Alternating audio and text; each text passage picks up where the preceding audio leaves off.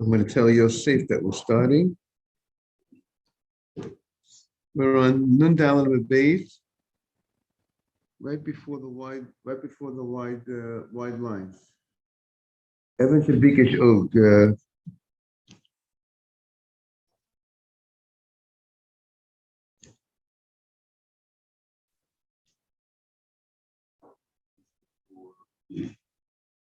Correct.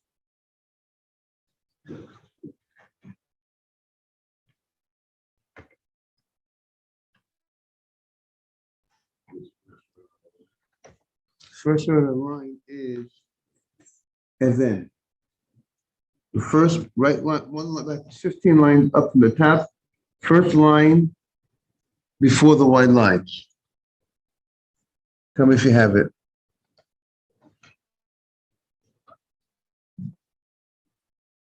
Evan. Okay. Evan, we're on Nun Dalet on base. Evan Shabikesh Og. We said if somebody sees the stone that Og wanted to go ahead and throw against the Jewish people, there's a blessing that a person needs to say on that miracle. There's a miracle that happened regarding the stone that Og wanted to throw. One of Mars. Og wanted to throw against the Jewish people. Now the Gemara wants to discuss. You told me there was a miracle that happened with the stone. What was the miracle? Tell me about the miracle about the stone, this great stone, Mars. But right? That's the Gemara's Berachos Torah reminder, Mars. So that's the question of the Gemara. So the Gemara answers the question by saying the following. Gemara Gemirila, there was a tradition that this was the story regarding the stone of Og. So the Gemara says, Og said in his heart, Machani Yisrael Kama Have. How large was the Jewish camp? What was it? What was the size of the Jewish camp? So Tlasa Parse, the size of the Jewish camp, the length and the width was 3 parse. A parsa is Dalet mil. It's 4 mil. So 3 parsa is 12 mil. So it's 12 mil by 12 mil. Now, what is a mil? A mil is a distance of 18-minute walk. It's a mil. So that's why the Gemara says, you wait for the Shabbos to be over, Dalet mil, 72 minutes. That's why some people have the 72-minute morning. Now, others, Moshe Feinstein has a letter to say that 50 minutes here in America equals that 72 minutes of the Gemara of that time period. Darkness of here in America of 72 minutes, and therefore you don't have to wait 72 minutes, technically. But there are still people that wait 72 minutes. There are people, a lot of people in the yeshiva world wait 72 minutes from the time, from 72 minutes from sunset. They wait 72 minutes from sunset till Shabbat is over. That's how some people, but based on that Gemara, it says Dalet mil. Dalet mil is 72 minutes. Money Yaron. So now, if you do the calculations, that's Rabbeinu Tam. Exactly. That's Rabbeinu Tam's opinion. Right. Now, if you have 10, if you say 10 mil, 10 mil is 180-minute distance, but it was 12 mil by 12 mil. So therefore, it was over 2 hours. It took, if you wanted to walk the total, to be exact, if we say it's a mil is 8 to 36 and 180 is 216, correct? So the distance, if you wanted to walk from the beginning of the Jewish camp to the end of the Jewish camp, the whole length was 216 minutes. It would take you 216 minutes to walk from the beginning of the Jewish camp to the end of the Jewish camp, which is over 3 hours, or 3 hours and a half. 3 times 60 is 180. So it's a little over 3 hours and a half to do the whole distance of the Jewish camp going this way, and you want to walk 3 hours and a half going that way. That would be the size of the Jewish Machaneh Yisrael, of the Jewish people in the desert. Remember, 600,000 men over the age of 20, and you have all the people, the children that are under 20, and all the women. So you're talking about a couple millions of people. They lived in that area of space. So that was the Machane Yisrael. Now, why is that important to know the size of Machane Yisrael? So, because Og, Aaron, we're talking now about the Og Melech HaBashan. Og Melech HaBashan was one of the last kings, as you know, before we went into Israel. Moshe Rabbeinu fought against Og and Sichon, two of the great kings. Og Melech HaBashan, Og was a giant. And so what about Og? So Og said, Machane Yisrael, Yaron, we are in the wide lines, right over here, in the wide lines over here. So Og said, first wide line, he said, Machane Yisrael, the Jewish camp, Kama Haveh, how large is the Jewish camp? Tlosa Parseh. He says it is 3 parseh. 3 parseh, we said is 12 mil. Izal va'akat Turah. I'm going to go uproot a mountain that's the size of the Jewish camp, and I'll throw the mountain on the people. And if I'll throw the mountain on the people, therefore the people, or every person in the camp will be destroyed. Now, some say it doesn't mean exact. Some don't take this literally, that he could actually pick up a mountain that's that size. But the point is, he wants to take something, uproot something which is so large, and be able to inflict a tremendous amount of damage on the Jewish community. I mean, the Jewish people were traveling near him. And as the people travel near the Jewish community, or use your chumash, people travel near the enemy. So sometimes the enemies will say, okay, let them pass through, let them go. Or sometimes the enemy wants to come out to fight.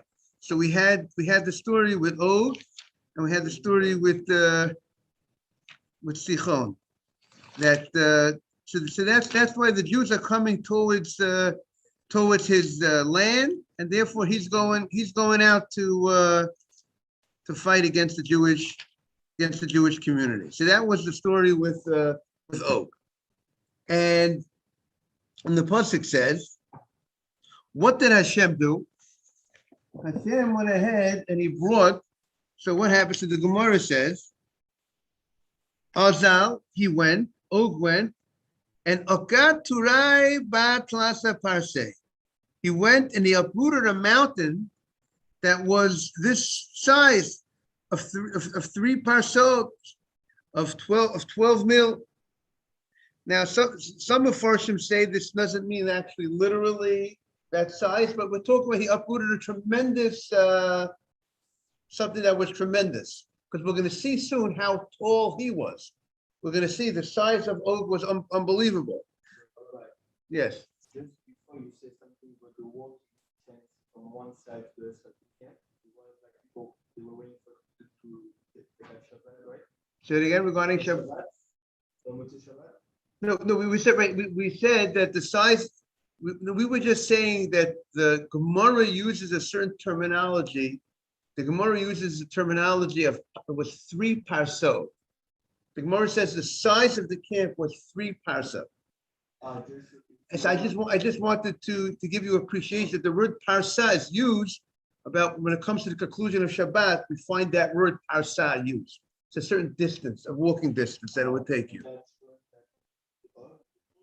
It was talking about Og being this king of the Jewish camp. He knew the exact, and he wants to go ahead and pick something up that will actually destroy the Jewish people. That was the intent of Og Melech HaBashan. And Yosef is not there, but we have Nathan Bitesh is on. We're so happy to see Nathan. Yeah. Haron wants to know if you want a coffee, Nathan. I think he's on the plane. Looks like he's on the plane or an airport or something. Okay. So the Gemara says about Og Melech HaBashan. So what happened was Okature, he uprooted this amazing size of a mountain. He uprooted this big thing. And Va'isei Areshe, and he carried it on his head. He carried this big boulder, this big mountain. Va'isi Kuchabrichu alai Kamsei. And Hashem brought Kamsei. Some say Kamsei is locusts. He brought locusts, and what did these locusts do? Vinagvuha, and it made a hole. You know, we find when they built the Beit HaMikdash, it was a certain worm that was used to help miraculously cut the wood and to cut the stones for the building of the Beit HaMikdash. So here Hashem brought locusts, and they made holes, and they made a hole through the mountain. And therefore the mountain got caught around through the hole. It got caught around the neck of Og Melech HaBashan. The Nachet, this Misavarei, and it went one Akiva, and it went around the neck of Og. It got wrapped around his neck, the mountain, and and Og wanted to go ahead and get rid of it. Get it off his neck. He has this thing that now, let's say it was on top. Now he has this mountain that's wrapped, this big thing wrapped around his neck. So he wants to get rid of it. And Hashem made this miracle that his teeth extended, and the teeth extended, and now they like made it tight that he couldn't get this thing off his head. He couldn't get this mountain, this thing that was on his head, and he couldn't remove it. And that's what the Gemara says, and that's what it means in the pasuk. Shine rishaim shibarta. The pasuk says the teeth of the wicked, you broke. Hashem broke the teeth of the wicked. So the Gemara says, Shimon Lakish, the Amam Shimon Lakish, might exiv, Shine Rishaim Shibarta. What does the pasuk mean that Hashem broke the teeth of the wicked? Al Tikri Shibarta, Ela Shibarta. The word Shibarta, also, you could also read it. It's also alluding to the idea of Shiravta means that it extended. Hashem made this miracle that the teeth extended, formed like a wall holding the mountain in place, and he can't get the mountain off of him. And then the Gemara continues. We're gonna see some of the commentaries how they explain this. Some explain this in very deep ways, and some take it more. You know, not everyone takes this Gemara literally. But many take this Gemara. We'll see how they explain this in a more literal sense. So the Gemara says, Moshe Kamahave. How tall was Moshe? Esa Amot. Moshe was 10 Amot tall. Interesting. Last night, somebody told me, you know, he went to Rabbi Feinstein's yard site. Rabbi Dover Feinstein's yard site is I think it was yesterday, was the other side. And somebody said he went to one of the guys, a young guy. He was young. He said he was young, and he said he wanted to just ask her if I said a question. He wanted to just, I don't know if he wanted to test it. It was like whatever the story was. So he told me yesterday. He told me this is the question he wanted to ask them. You know, how tall was Og? Out of the blue, he asked him. They said, this is what the guy tells me last night. He asked Rabbi Feinstein's question, how tall was Og? And he said, Og, and God, and Rabbi Feinstein said, Og was 10 amot. That was on the spot. That's what he told me. He told me the story last night. And how do you like that? We're learning this Gemara today. How tall was Og? 10 amot. It was like wild. Right? And every Mr. Haver, what do you say to that? He told me this last night. The guy, Akiva, the guy told me that last night. Is that crazy? I don't want to use the word crazy. It's not a nice word to say. In other words, is that wild? Maybe it's a better. It's an amazing story. The guy told me that last night. by Rabbi Feinstein. It's his yard side. They had his spade him this week Sunday because he was buried one day and he passed away one day. There was a few days between the burial and whatever. And here's the Gemara. Moshe Kamahave. How tall was Moshe? Esamo? So the guy was like impressed. The young guy was impressed. Rabbi Feinstein told me an answer like that. Obviously, you want to see Rabbi Feinstein's greatness, it's not by asking how tall Og was. But as a young guy, he thought that was cute to see. That was his, he thought that was the way to. So Amot. How tall was Og? Was 10 Amot. See, I always remember thinking of Og as 20 feet tall. Why do I always think of Og as 20 feet tall? Because an Amma could be 2 feet, right? The mat is 18, between 1.5 and 2 feet. So I would say he's 20 feet tall. And this is the source. Here's the Gemara. So the Gemara says we're about in the wide lines. The first of the wide lines are about 7 lines. He says the first word of the line is Al, Aleph Lamed. Moshe, he says, Es Amot. Let's see, 1 second. Let's see it again. Yeah, Moshe Kamahave. How tall was Moshe? He was Es Amot tall. Moshe Rabbeinu was 10 Amot tall. Shokum Naga, he took an axe. Ba Es Amin. The axe was 10 Amot tall. I mean, let's say if we say he was 20 Amot high, 20 feet, Moshe was 20 feet tall, took an axe, like a baseball bat, an axe. They believe that's 20 feet tall, 10 amot tall. And then he went ahead, shavar es amin, and he jumped up 10 amot. So now we're up to 30 amot total. This from the floor to where he reached is 30 amot. The machye b'kasule v'katle, and he only reached the ankle of Og. So if Moshe Rabbeinu was it's a 60 feet, 30 amot, that means if 60 feet off the ground, you're only reaching the ankle of Og and v'katle, and that's how he killed Og. So how did he kill him? So the commentary Imri Noam says he didn't get killed by hitting him in the ankle with the axe. It's not a part of an organ of a person's body that really would kill somebody. But Og, they say the bigger a person is, the harder they fall. So as a result of that, Og fell down. Most probably fell on his face, and such a large giant. Imagine falling down all the way down. That killed him. That killed Og Melech HaBashan. So that was the story of. I just want to look. I'm looking here in Pashas Chukat, Mr. Haber, to address your point about why they went to fight against Og. So the pasuk says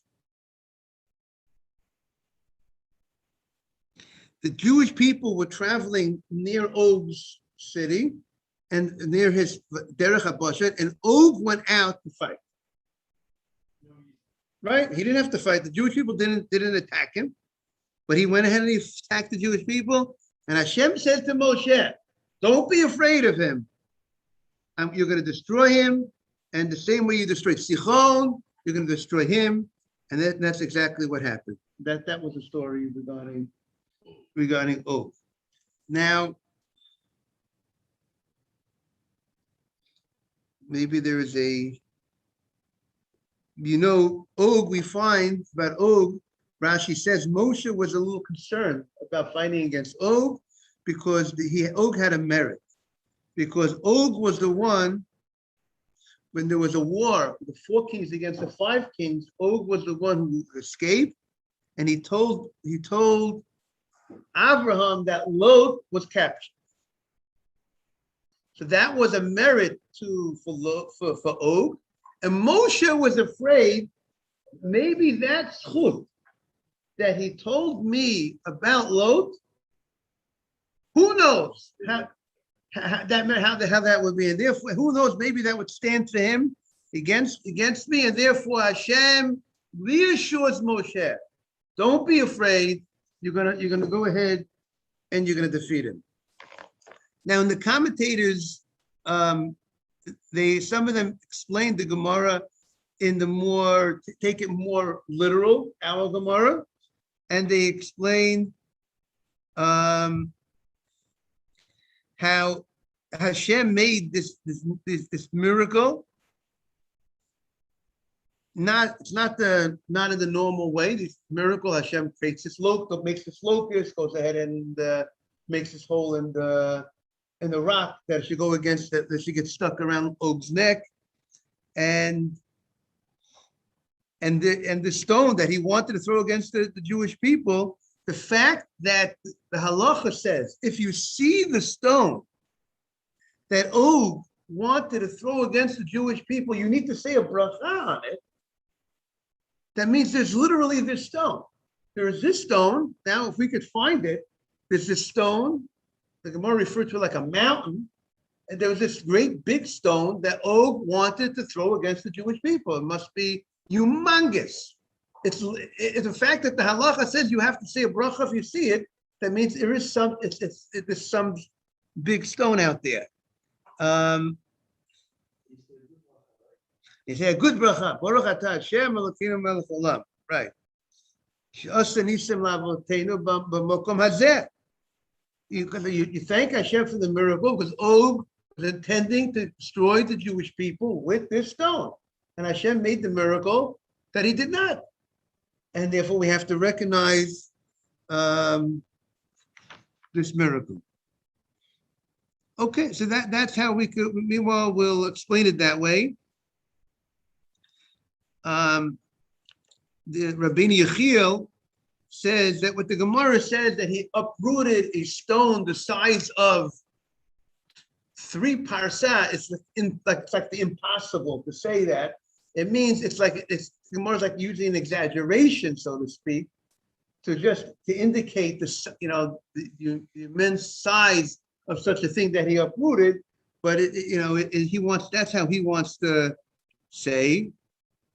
Because the mountain was very big, it appears like it's like 3 parsa by 3 parsa, and similarly he learns when the Gemara says his teeth extended, it means that since he was not able to take the mountain off his neck, that it got caught around his neck, it appeared as if his teeth extended, but not that actually his teeth extended. So that's how, commentators are trying to understand exactly, do you take the words of the Gemara literally, that his teeth extended and the size of the mountain was that size that he uprooted, or not?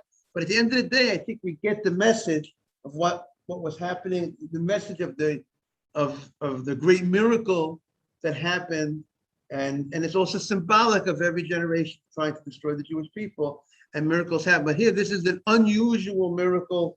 This is not the norm, and therefore we make a bracha on something which is not the norm. Okay, so that's the Gemara regarding Og, the stone of Og.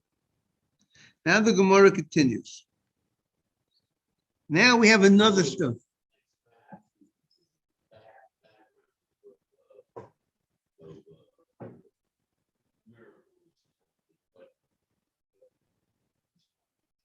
Right, correct. Miracles, the Mishnah says, miracles that happen to our ancestors, to the whole Jewish community or majority of Jewish people, we have to say a bracha. Name those miracles. And here's another miracle that was given as an example of a miracle that happened to the whole Jewish community, that if you would see the stone today, you say a bracha.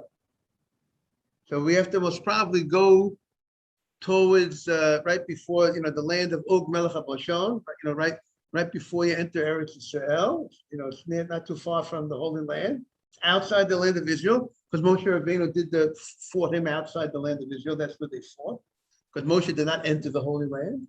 So therefore, it's in that area. If you could identify it and find it, but I presume nobody knows which is that rock, that stone, that mountain that he uprooted, that he wanted to throw against the Jewish community. Okay, that's the story with maybe one day Mashiach will come and he'll identify that's the rock, that's the thing, and then we'll say a bracha. And similarly, we're going to have now the story of Moshe Rabbeinu when he fought against Amalek. Torah says that Moshe's hands were too heavy, too hard to him to keep his hands up, and he had to sit down on a rock. He had to sit down because why? Because they had Aaron and Hur held Moshe's hands up, right? That's what the pasuk says, and that if you find that, and then the Jewish people fought against Amalek, and Moshe was holding his hands up. What does that mean? So Moshe's hands up is symbolic. He's telling the people, go to heaven, meaning have your mind to heaven, pray to God. If the people were praying to God or doing tshuva, so then Moshe's hands were able to stand up, hold up, and they won the battle. But when the people weren't doing what they needed to do, his hands came down. So the pasuk says that his hands were very heavy, and Moshe couldn't hold up his hands by himself. He's going to hold up his hands the whole day by himself. He couldn't hold up his hands by himself, which obviously there must be a lot of commentary. What does that mean? Why he couldn't, he couldn't handle. Now he needed to sit down for people to hold his hands up. Why? Because the way some of the commentators explain, we said Moshe Rabbeinu was 10 amot high. So if you're going to hold his hand up, obviously Moshe Rabbeinu was taller than most people in that time. It was a chidush that he was 10 amot. That's not the normal height of a person, even in Moshe Rabbeinu's time. So therefore, in order for you to keep it, if you're our own and you want to hold Moshe's hands, if you would be standing, if Moshe would be standing, you wouldn't be able to hold his hands up because he's too tall for you. So Moshe needs to sit down. So now he's lower down, and therefore you can hold his hands. And therefore, but if you could identify that rock that Moshe Rabbeinu sat on, you say a bracha, because that rock reminds of the miracle that happened of the defeat of Amalek. And obviously there was a unnatural miracle that happened not in the normal fashion. And to defeat Amalek, there were certain miracles that happened that were not according to the normal nature. And therefore you would have to say a what? A bracha. Because looking at that rock will remind you of the miracles. You have something, an item, even though we don't see anything miraculous about the rock. The rock, by Og, the miracle happened that the rock didn't defeat the Jewish people. Here, this was the rock that Moshe sat on, but this reminds of this is an item, a souvenir that recalls this miracle. So that's the Gemara says. Now the Gemara is going to explain this. Look what the Gemara says. The Even sheyashav aleha Moshe, the stone that Moshe sat on. As the pasuk says, Videi Moshe kvedim. The hands of Moshe were heavy. Now, if you take it, if you say it literally, that means it's, some people have light hands. If you have light hands, it's easy for you to hold them up. But if your hands are heavy, it's hard to hold them up the whole day. So that's the literal meaning, and therefore the pasuk says his hands were heavy, and he couldn't keep them up the whole day. So he needed some Aaron and Hur. Aaron held up one hand, and Hur held up the other hand. The pasuk says, but Aaron and Hur held his hands. Vayikhu even, the pasuk says, they took a stone, vayosimu tachtav, and they put the stone underneath Moshe, vayeshev aleha, and he sat on the stone. And then because they were looking up, people prayed, people look up to Hashem, they won the war, and therefore you would say a bracha on that stone. If you look at there's a famous Chazal, the pasuk says, when Moshe's hands were up, the Jewish people won the battle. When Moshe's hands were down, the Jewish people lost the battle. So the Gemara says, you think...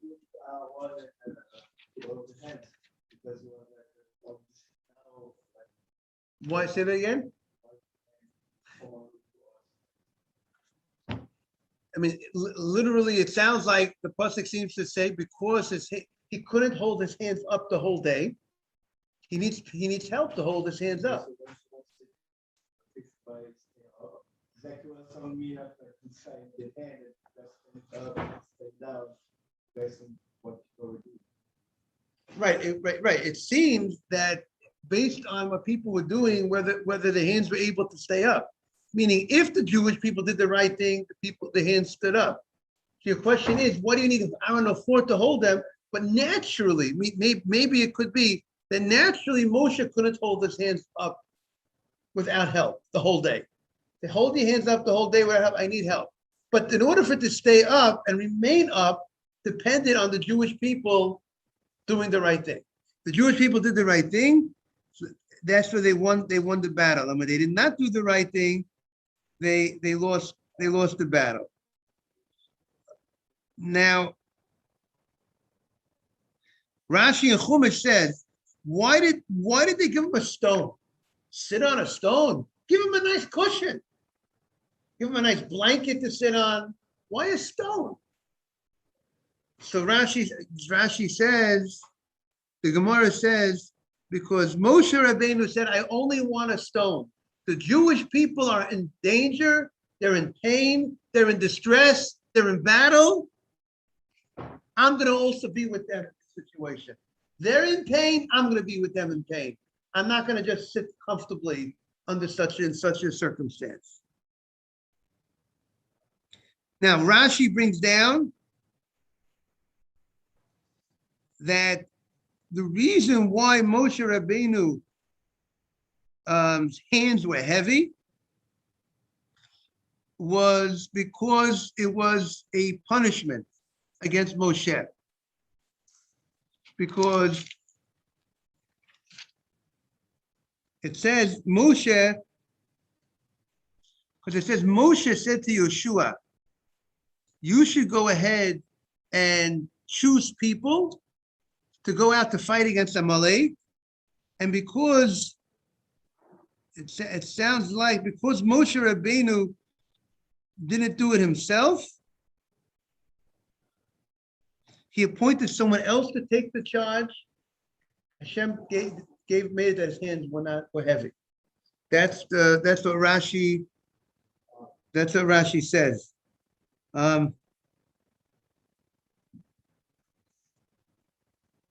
Okay, so let's continue in the Gemara. The Gemara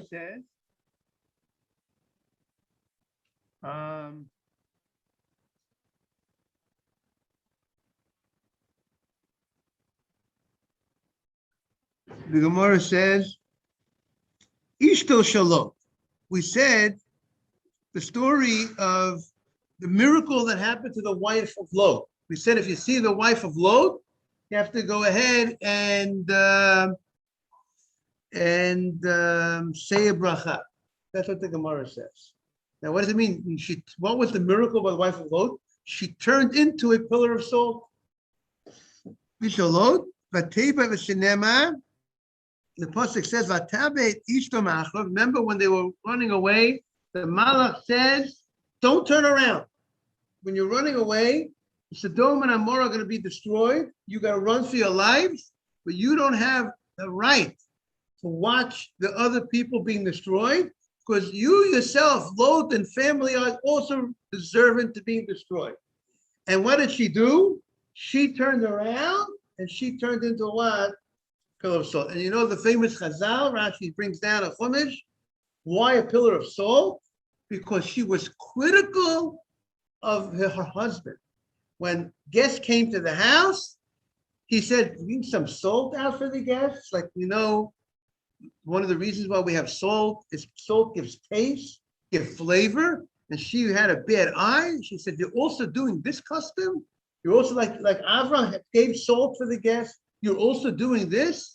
So she sinned. You hear that, Yaron? She didn't appreciate the salt.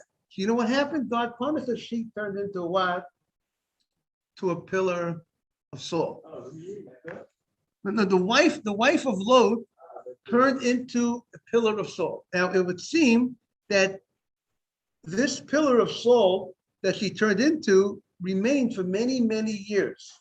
That you would pass by that spot, you would see a woman in a figure of a woman in salt.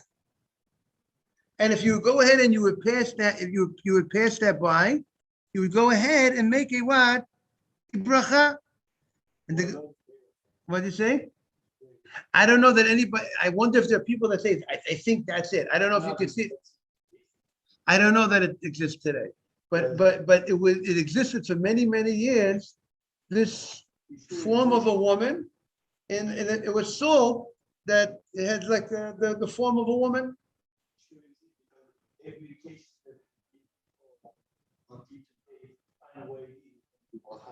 Right. So maybe it's existing somewhere, but we just don't know where it is. We don't recognize it. We don't realize that's what it is. So that's what the Gemara has a question. Bishlama kulanisi. No. All of them are miracle. Everything before we mentioned Lot, the wife of Lot, everything was a miracle. So you say a bracha on a miracle. You thank Hashem for the miracle. Ela ishto shel Lot paranutahu. The wife of Lot was a punishment.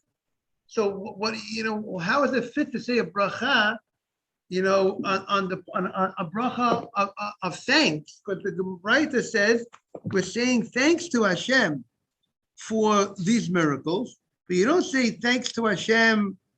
I mean, you do say Baruch. There's such a concept of Baruch and Emet, but you wouldn't say Baruch Atah Hashem. You made a miracle if the miracle is a miracle that's actually punishment. So that's the Gemara's question. The Gemara's question is, now, before we get to this Gemara's question, we have one more thing the Gemara says. The Chomat Yericho Shenivla'at. The wall of Yericho, if you see the wall of Yericho, that when Yeshua went to battle against the people of Yericho, in English they translate Jericho, right? He went to war, and then the Jewish people, on the seventh day, they went around the wall 7 times, and the wall fell down. And when the wall of Yericho fell down, then the Jews went in, and they were able, good morning, to go conquer the land, because there's no more wall protecting the enemy. So if you see that wall, if you see that wall that fell down, that was a miraculous miracle. So if you see part of that wall, you go ahead and what? Say bracha, Baruch Atah Hashem, Elokeinu melech haolam, she'asani slavotenu b'makom hazeh. The pasuk says, "Vatipa chol metachteh," the wall fell down. So the Gemara says, "Bishlam akula niseh ela isha shelo paranusu." The story of Lot is a punishment. So what does it mean that the Brisa says that you go ahead and you thank Hashem for such a thing, and you it would seem if it's a punishment, why would you? It doesn't seem to fit the bracha of Sh'asa, especially it's grouped together with the bracha of Hashem made miracle. We generally won't go and say thank you to Hashem for the miracle of punishing somebody. That's usually not the type of thing that we say. So the Gemara says, really, the Amma Baruch Dayana Emet. The real bracha for the wife of Lot is not Sh'asa Nisan Lavateinu B'makom hazeh, Dayana Emet. And we'll see tomorrow more about the story. Stay tuned. Have a great day, everybody. Same station. We welcome everybody that was here. Yeah, pray with you today. Correct.